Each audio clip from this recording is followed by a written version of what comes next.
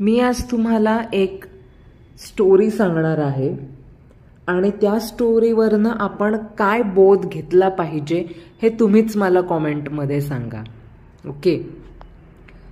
एकाच झाडाच्या एकाच फांदीवर दोन्ही आंबे वाढत आहेत. एक आधीच पिकलेले आहे तर दुसरे पिकण्यासाठी अजून वेळ लागेल. या आंब्यांमधून निसर्ग एक महत्त्वाचा धडा शिकवतो बरं. इतरांनी आपल्या समोर यश मिळवले आहे याचा अर्थ आपण अपयशी आहोत असे नाही. याचा सरळ अर्थ असा होतो की आपली वेळ अजून आलेली नाही. म्हणून आपण संयम राखला पाहिजे, पेशन्स, लवचिक राहिले पाहिजे आणि निराशेला बळी पडणे टाळले पाहिजे. आपल्या यशाच्या क्षणापर्यंत पोहोचण्यापासून आपण अगदी थोड्याच अंतरावर असू शकतो. लक्षात ठेवा, तुमची वेळ येईल, पण त्यासाठी संयम, चिकाटी आणि विश्वास लागतो.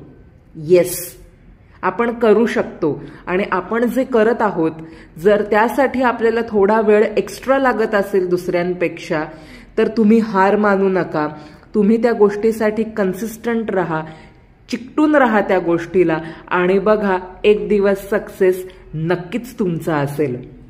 तर कशी वाटली ही तुम्हाला एक मोटिवेशनल स्टोरी मला नक्की सांगा व तुमच्या सगळ्या मेहनत करणाऱ्या मित्रपरिवाराला पाठवा.